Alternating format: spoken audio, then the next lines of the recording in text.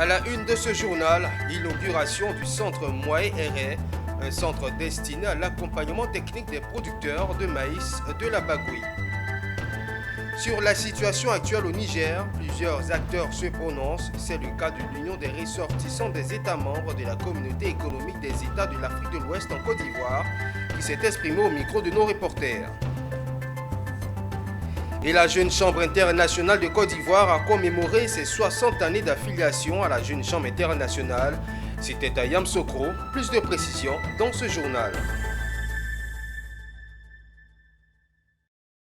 Bienvenue Madame, Monsieur, vous suivez le journal sur Business 24, ravi de vous savoir en notre compagnie. Bonne nouvelle pour les producteurs de maïs de la Bagoui. Bayer vient d'inaugurer le centre Moaé Héré. Ce centre va établir une connexion avec toutes les coopératives et leur permettra de bénéficier d'accompagnement technique et d'intrants pour leur culture afin d'augmenter leur production. Le reportage est signé Ouattara Daouda. À 700 km d'Abidjan, au nord de la Côte d'Ivoire, la ville de Boundiali dans la région de la Bagoui. Ici, les petits producteurs de maïs viennent de voir leur rêve caressé depuis longtemps, réalisé par le géant de l'agrochimique allemand Bayer. La société inaugure ce jour le centre Moaé Héré de Boundiali. Voilà.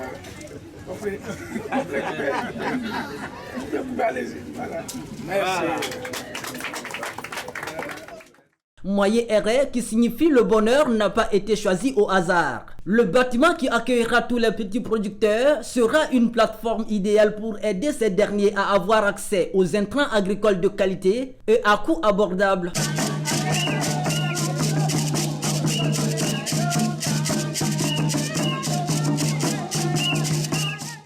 Moaé Héré, ça veut dire bonheur. Et bonheur, ce qu'on essaie de faire chez Bayer, c'est d'améliorer la qualité de vie de nos petits agriculteurs. Donc quand on dit petits agriculteurs, c'est souvent des agriculteurs qui ont moins de 10 hectares. Donc comment on va améliorer la vie de ces agriculteurs avec ces centres? Qu'est-ce qu'on leur donne? Finalement, on leur donne la possibilité de financer des intrants de qualité pour leur culture, notamment culture de maïs. On va leur permettre d'être formés justement sur l'utilisation des différents intrants, que ce soit des pesticides, des semences. Et on va aussi leur permettre justement l'accessibilité à ces intrants de meilleure qualité et aussi à moindre coût, pour avoir une meilleure qualité de vie. L'ouverture du centre Moaé Héré s'inscrit dans l'un des projets phares de Bayer Côte d'Ivoire, intitulé Better Life Farming. Il vise à cultiver des vies meilleures pour les producteurs. Fait marquant dans ce projet, il prend en compte l'ensemble de la chaîne de valeur agricole au profit des petits producteurs. Et dans ce programme, ce que Bayer va faire, c'est connecter tous les partenaires de façon écosystémique, c'est-à-dire sur la chaîne de valeur, depuis l'accès au financement jusqu'à la commercialisation. C'est-à-dire que les paysans vont bénéficier de financement pour leur programme, vont bénéficier d'accès, vont bénéficier d'intrants de qualité, c'est-à-dire les semences, les produits phyto et les engrais, et ils vont avoir en fin de chaîne un acheteur pour récupérer toute la production. Plusieurs autorités administratives ont été témoins de l'ouverture du centre Moaé Héré de Boundiali, dont le préfet de région de la Bagoui, préfet du département de Boundiali, qui a d'ailleurs salué l'action de Bayer dans son département. Ce projet est à saluer et nous nous félicitons que Boundiali accueille ce projet. Nous voulons souhaiter que le DLF de Boundiali, en tout cas, réponde à toutes les attentes. Les plus heureux sont les petits producteurs de maïs de la région de la Bagoui, car en plus d'avoir accès aux intrants de qualité à moindre coût, ils verront régulièrement leur capacité renforcée au sein du centre Moaé Héré. Pour rapprocher les intrants de très bonne qualité et très moins chers des producteurs, former les producteurs sur les bonnes pratiques agricoles. Notons que c'est au total 9 centres Moaé Héré du projet Better Life Farming qui ont été ouverts par Bayer dans 9 départements agricoles de la Côte d'Ivoire. L'ouverture du centre Moaé Héré de Boundiali a été l'occasion pour Bayer de célébrer son 160e anniversaire. 160 ans au service du monde agricole avec des réalisations et des innovations en matière de produits, de technologies, de services et de solutions qui remplissent sa mission, celle de la science pour une vie meilleure. Le géant international du paiement et des transactions bancaires, Visa et Finel, la microfinance dédiée aux femmes, ont signé récemment un accord de partenariat en vue de proposer des produits et services innovants aux femmes entrepreneurs. Les détails avec Walter Kofi et Tima Traoré. Des femmes entrepreneurs plus fortes, capables de se positionner sur un marché concurrentiel, c'est le pari que vient de prendre la microfinance Finel et le leader mondial des solutions de paiement, Visa. Les deux institutions ont signé un accord de partenariat visant à offrir aux femmes entrepreneurs de Côte d'Ivoire des outils capables de faire accroître leurs compétences managériales. Elles devraient à l'issue de cette union bénéficier de services financiers et digitaux ainsi que d'une formation sur le numérique pouvant développer leurs activités.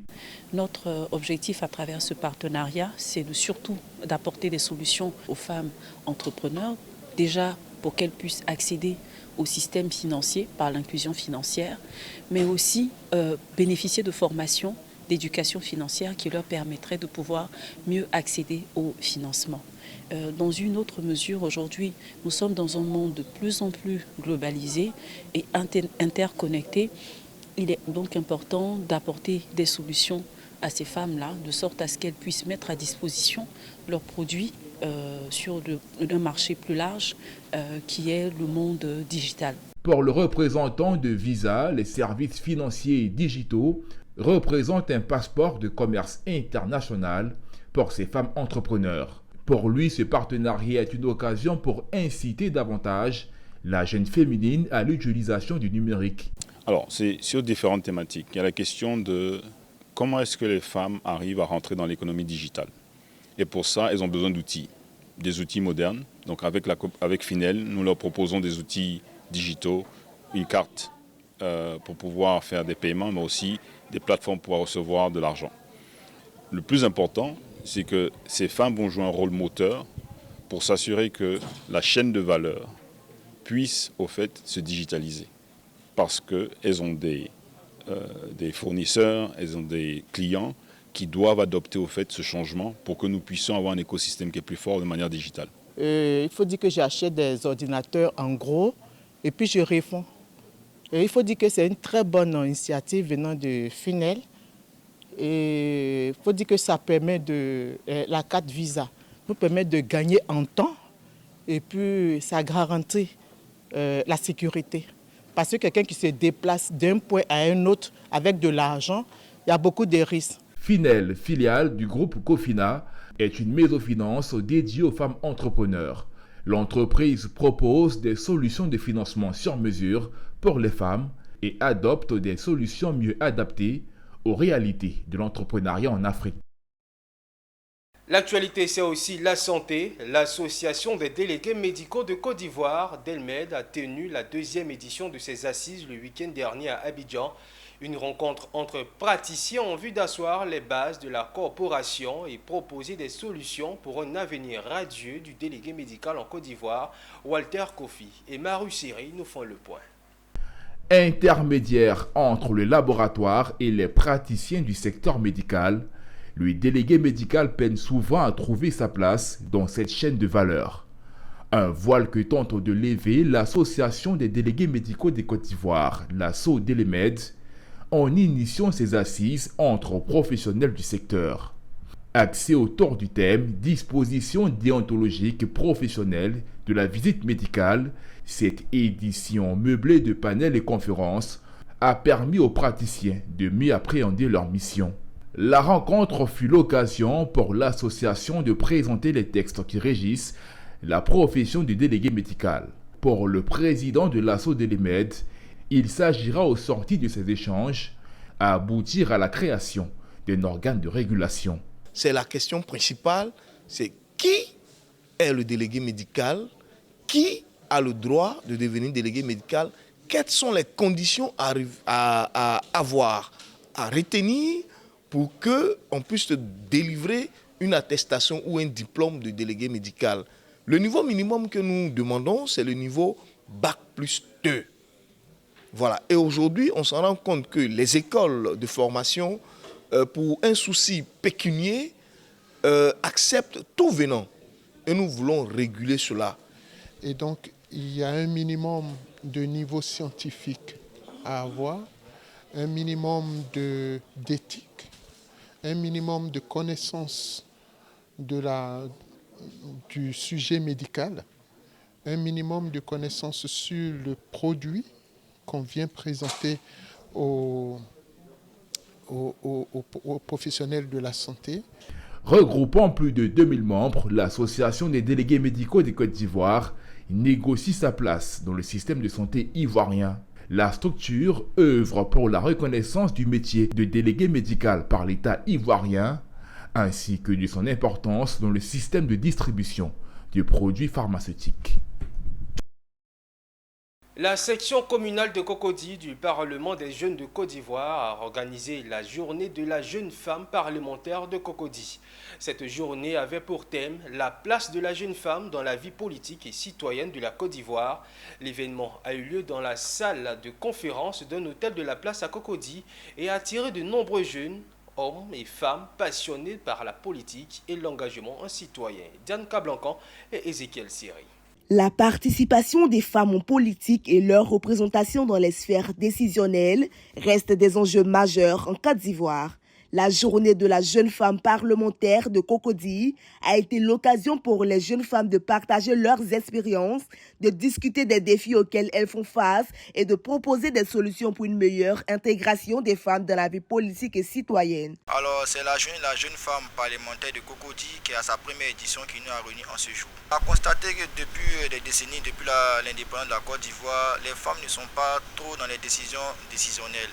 Alors on a décidé de faire la promotion des femmes en les incitant à travers cette journée-là à pouvoir avoir les contours de la vie citoyenne et politique et ensuite prendre part intégrante en leur donnant des notions clés pour leur insertion dans le processus de développement de la Côte d'Ivoire à travers les deux domaines tels que la vie citoyenne et la politique. Des panels de discussion ont eu lieu, abordant des sujets tels que l'accès des femmes aux postes de responsabilité, l'éducation civique et politique des jeunes filles et les obstacles auxquels les jeunes femmes sont confrontées lorsqu'elles se lancent en politique. Des acteurs clés dans le domaine ont partagé leurs connaissances et leurs perspectives tout en encourageant les jeunes femmes à persévérer dans leurs efforts. Il y a un désintérêt pour la chose politique. Or, il serait bon pour que nous puissions avoir des solutions, disons, à leurs préoccupations, à leurs besoins.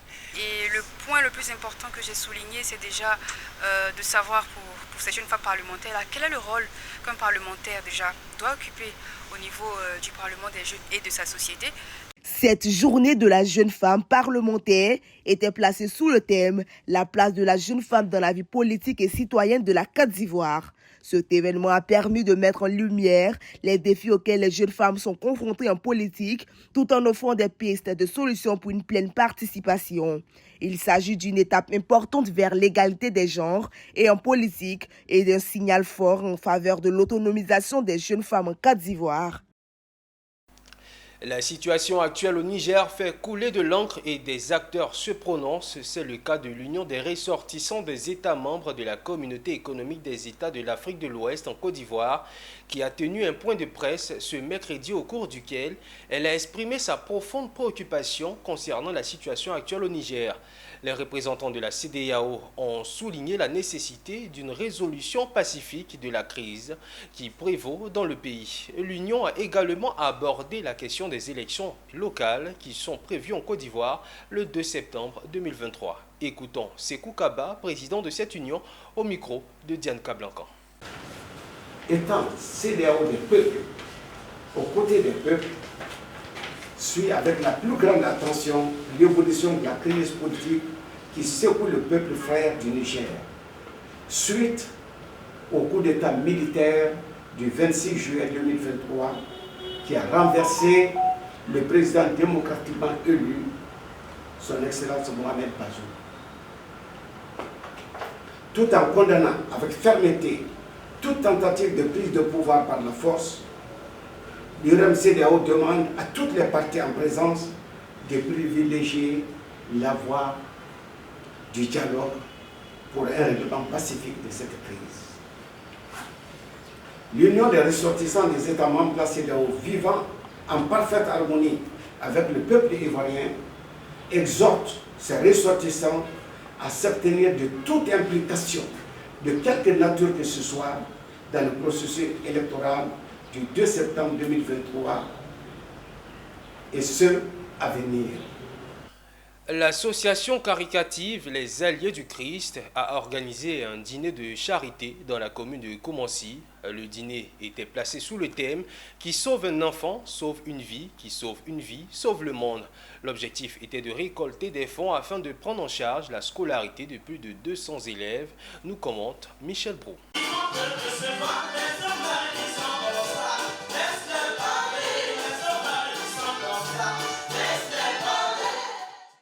Ils sont catholiques, musulmans, évangéliques ou d'autres confessions religieuses. Ils sont regroupés au sein d'une association, les Alliés du Christ.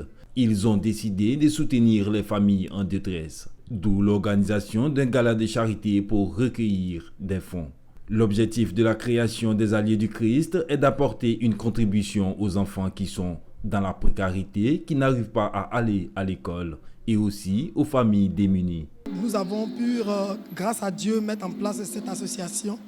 L'objectif, c'est d'apporter une contribution aux enfants qui sont dans la précarité, les aider à retrouver l'école. Voilà succinctement la vision de notre association, les Alliés du Christ. Selon le président, le monde de demain appartient aux enfants. Et quand un enfant est instruit, quand un enfant est sauvé de la délinquance, c'est un leader conforme pour demain. Il se trouve que les parents n'ont pas de moyens. Comme l'a dit mon fils bien-aimé tout à l'heure, souvent juste pour 500. Les enfants ne vont pas à l'école. Donc on a essayé de rassembler autour de nous nos frères, nos fils spirituels et nos amis. Et on a mis sur pied cette association en vue de venir en aide aux familles en difficulté. À ce gala de bienfaisance, plusieurs donateurs sont venus contribuer à sa réussite. Choisir les enfants, c'est choisir la société.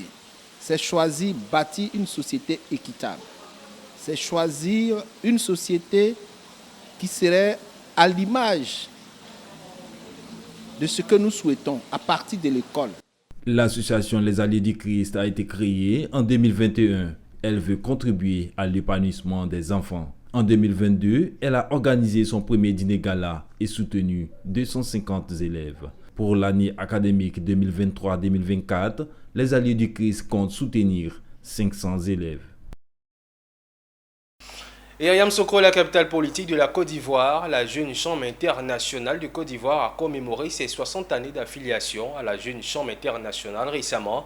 À cette occasion, l'inspecteur général d'État s'est félicité de l'institution par la JCI du prix Awandouli Théophile du concours national du jeune entrepreneur créatif. Il a souligné que ce prix qui porte son nom doit être celui destiné à encourager la création, l'innovation qui, seule, peuvent aider la Côte d'Ivoire à devenir un pays industrialisé. Charles Kouakou et Pierre Tebeu. 1963-2023, la Jeune Chambre internationale JCI Côte d'Ivoire a 60 années d'existence, 60 années de maturité et de sagesse. Pour célébrer ces 60 ans, les différents membres, les sénateurs et super sénateurs se sont tous retrouvés à Yamoussoukro où ils ont marqué un temps d'arrêt pour examiner le travail abattu, les principales actions menées, les victoires et faire également le point des difficultés et des obstacles pour proposer des solutions et réfléchir sur le futur. Aujourd'hui, la Jeune Chambre internationale Côte d'Ivoire 60 ans, en termes de bilan, nous pouvons dire que la Jeune Chambre internationale a contribué à l'éclosion des valeurs en termes de jeunes leaders qui ont contribué à la construction progressive et à l'édification de notre nation. Puisque le socle sur lequel nous nous basons, c'est la formation et le renforcement des capacités des jeunes.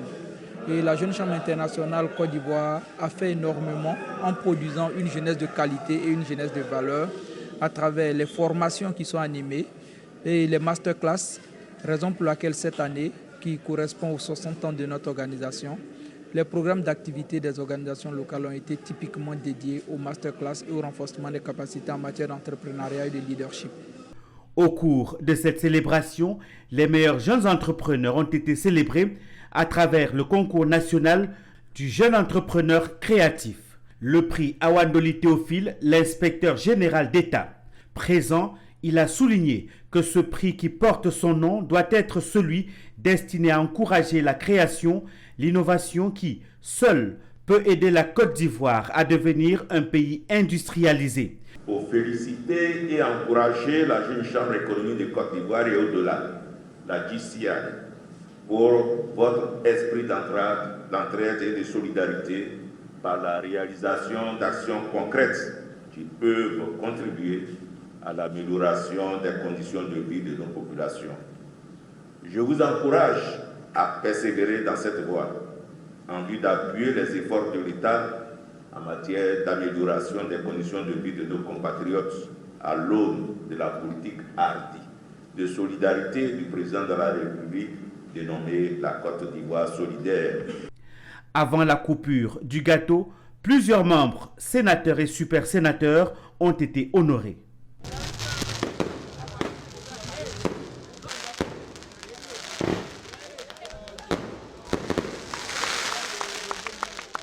Les fils et filles de Bamila, village dans la commune de Botro, veulent accélérer le développement de leur localité. Ainsi, du 6 au 13 août 2023, la MUDEBA, Mutuelle du développement de Bamila, initie un séminaire de formation sur la méthode active de recherche participative, en abrégé MARP. Une approche scientifique qui sera mise en œuvre par le Centre de recherche pour le développement de l'Université Alassane Ouattara. Cette méthode de travail permettra aux animateurs du CRD, avec le concours des populations de Bamila, de définir un plan efficace de développement du village. C'est un nouvel élan que les fils et filles de Bamila, village à 3 km de la commune de Botro, entendent insuffler au développement de leur localité. Avec le concours du Centre de recherche pour le développement de l'Université Alassane Ouattara de Bouaké, la MUDEBA initie ce séminaire de formation pour définir les axes prioritaires de planification du développement de leur village. Pour mieux cerner les besoins et bien identifier les actions, les chercheurs du CRD vont appliquer un principe à la matière dénommé la MAP, méthode active de recherche participative. Cette méthode permet, une fois dans un village, dans une localité, permet de s'entretenir, de travailler de façon participative avec les populations pour identifier, diagnostiquer les besoins, les priorités des populations pour planifier des actions de développement. Avec cette approche, chercheurs, enseignants, enseignants-chercheurs, étudiants et professionnels du CRD mettront en œuvre la MAP en alliant la théorie à la pratique. Ce travail scientifique permettra de définir une matrice d'initiative prenant en compte les aspirations réelles des populations afin de booster le développement de Bamila. Il se trouve qu'on a eu des dévanciers qui ont montré le chemin. Et ce qu'ils ont déjà fait était tellement important qu'il ne fallait pas négliger cela, il fallait continuer ce qu'ils ont fait. Ils ont fait le lotissement et avec le lotissement, on a pu avoir l'électricité, on a pu avoir l'eau. Ils ont construit l'école primaire. Tout ce qu'ils veulent par la suite, nous, on fait continuer ce qu'ils font. À travers le plan de développement, on a voulu faire quelque chose de plus scientifique. Parce que au moins, ça nous permet de faire de la prévision. En initiant ce séminaire de formation, la MUDEBA veut poursuivre la marche de développement de Bamila à travers de nouvelles réalisations au profit de la communauté. Et voilà pour l'essentiel de l'actualité de ce jour proposé par l'ensemble de la rédaction. Merci de votre attention. Le programme se poursuit sur Business 24, la chaîne au cœur de l'information économique.